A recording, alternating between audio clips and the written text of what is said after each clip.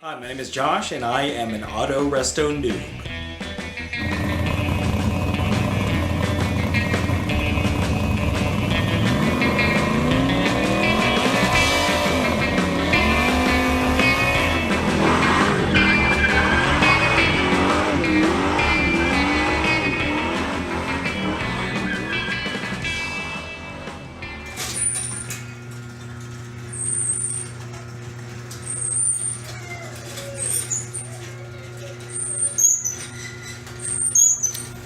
And here it is, my 1962 Studebaker Lark Cruiser. Got this car for $1,800 from a gentleman in Oakland. And what's phenomenal about that price is that this is a running car. Whereas most cars here in California are overpriced. Even if it's not running, you would probably be paying at least double. And although this is a four-door, it's a definitely a good example of Studebaker. Come up to the grill here. Definitely a Mercedes-inspired grill. Closer up is the Lark symbol. Now, the kid who owned this, before the owner I purchased it from, decided to paint flames on it, but unfortunately, he painted flames only on one side. If I go over to the other fender, you'll see no flames. But what's great about this car is that it has all its chrome or stainless steel belt line here. I am missing this piece right here. The other side does have it. I'm going to swing around.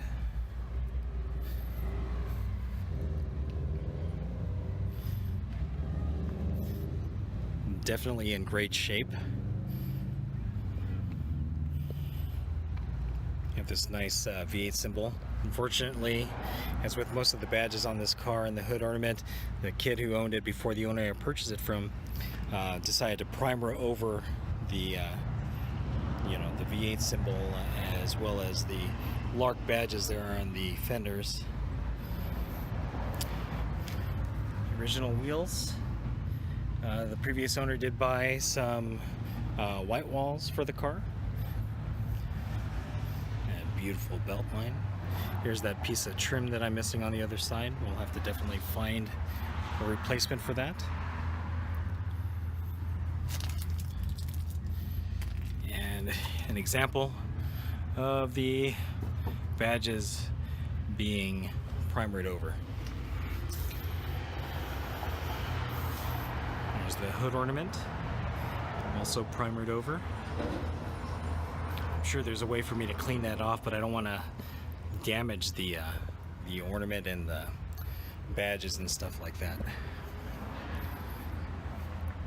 I'm gonna go take a look at what's inside here.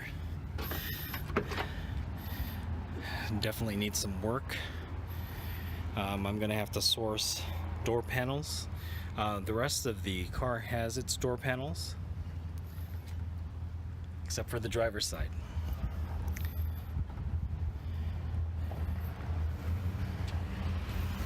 Dash, I do have the clock, as well as the Lark horn button. I have that somewhere. I did end up getting a lot of parts from the previous owner who was working on this. He applied that red dash pad there. And then I have the actual replacement dash pad. Gonna need to fix all this up, clean it up, and then I actually do have a headliner. As I said, the previous owner spent a bit of money, so I did end up getting a good value on this car. Unlock this. An example of the door panel. And what's neat about these Lark Cruisers, at least the 62, has vent windows on the front, right there, and the rear window, right there. This is the original upholstery, original bench seats. They do need a little bit of cleaning. Hopefully it can withstand that. This is actually the oldest car that I've ever owned. But everything seems to look like it's in great shape. Have to replace the package tray back here, and then the pillars. Oops. Carpet, I vacuumed it out. Looks pretty good. One thing that is missing, if you look at the bench seats, and then over here are seat belts. I don't believe that this one came with seat belts, but I did order some from Studebaker International, and I will be installing those. That'll be the first thing I do for this car. There's the steering wheel. This has an oval steering wheel, so it's quite large, but it helps. I mean, the car doesn't have power steering, but this makes it feel like you do almost. But it is a large wheel to turn, so I don't know if I should just get a replacement wheel because it does look beat up.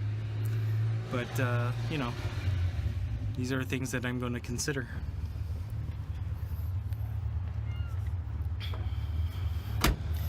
I do have all the rubber gaskets for the doors. I need to purchase some windlace because it is pretty beat up. Right there. And I need to put a retaining clip. Oh, can't see it from here, but if I slam the door, the window will fall down, so I have to get the retaining clip to get that to work properly. I actually spent several weeks looking at this on Craigslist, and I just kept thinking to myself, this is such a great car. The previous owner and I discussed it. Nobody was biting, and he ended up lowering the price on the Studebaker quite a bit until you know, I finally swooped in at $1,800, and really that's a great price. Great price. Just another walk around of the car here.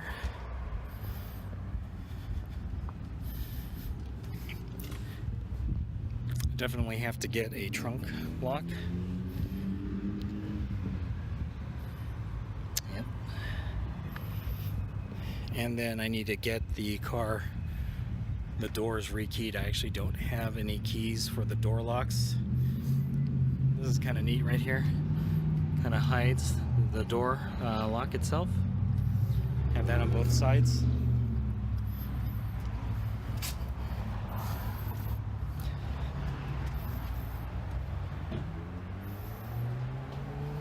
Beautiful car. I'm very glad to have her. I'm gonna go ahead and start up the engine so you can hear, and I'll open up the hood here in a bit. And here she is running. I gotta talk a little bit louder because she is definitely a loud car. But as you can see, very clean engine bay. And what's great about this car